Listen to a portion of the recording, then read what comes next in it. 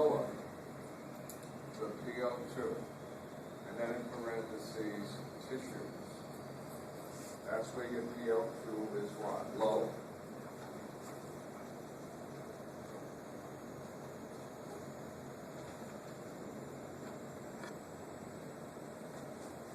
The more carbon dioxide can be carried in the blood. The lower the PO2, the more carbon dioxide can be carried in the blood. Question: why? Two reasons. You ready? Reason one: reduced hemoglobin. Remember, at the level of the tissue, what happens? The hemoglobin, which had O2, because of the large amount of hydrogen ions, what are the hydrogen ions do? They kick the oxygen off, and they add what? Hydrogen in its place. You all remember that, folks? Okay. Now, turns out, reduced hemoglobin can carry more carb amino hemoglobin.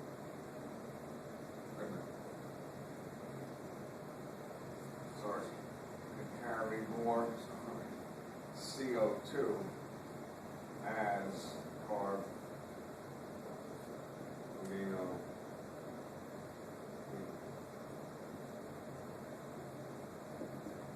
So here's hemoglobin. Let me get it right. Here's hemoglobin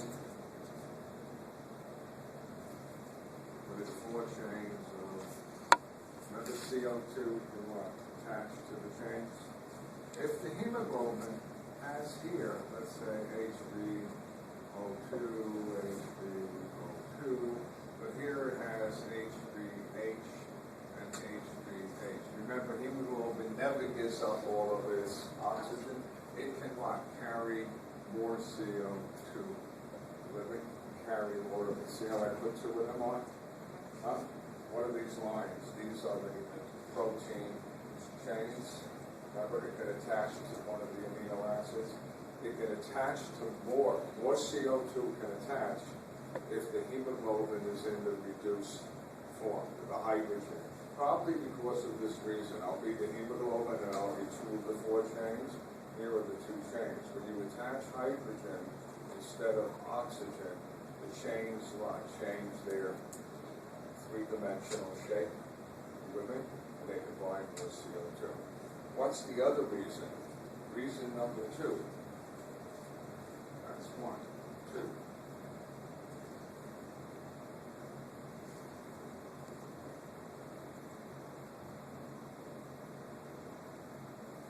When I want to do this here. Remember, CO2 plus water.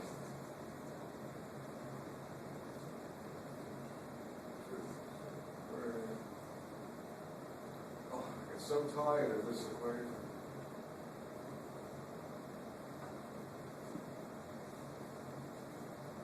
Okay, remember that, folks? Okay. Easy, just watch me. I'll do it exactly as wise. If you build up CO2, where? This is at the tissue level, then you're going to push this to the right. Remember that? The seesaw is what? Seesaw is what? Too much CO2 is imbalanced. To get it back in balance. To push it to the right, you're going to make a lot more what? Hydrogen ions. And one of the problems, the books don't say it, I do. If you kept building up hydrogen ions, the pH is going to get what? Really low? And that's going to affect your enzymes. So you've got to get rid of the hydrogen ions. And how do you get rid of the hydrogen ions? What do you do with them? They attach to hemoglobin.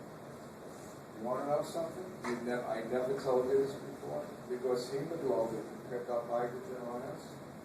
It's really a buffer. Remember a buffer, it removes, either gives or removes hydrogen ions. Because if you didn't have the ability of the hemoglobin to what?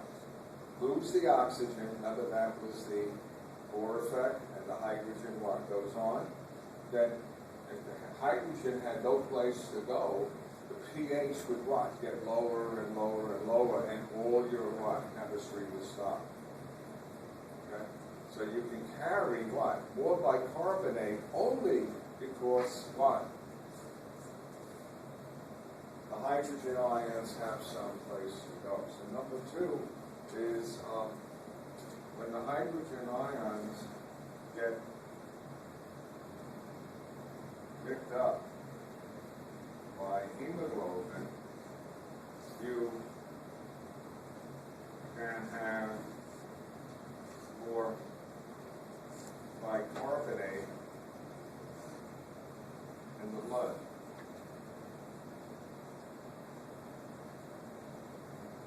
And so let's get on a little secret. If you didn't have the ability to get rid of these hydrogen ions, remember this is where your CO2 is. Your CO2 became bicarbonate, remember? The carbonic anhydrase would stop working at what? At a very low pH. So you better get rid of the hydrogen ions. No book says that clearly.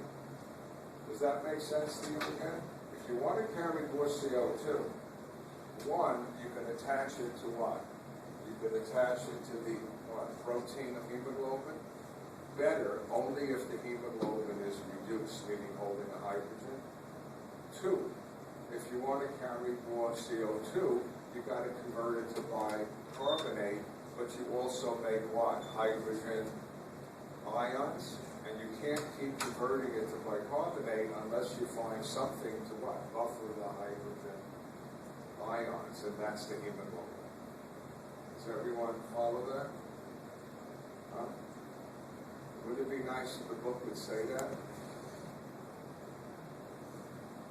I gotta write a letter to them.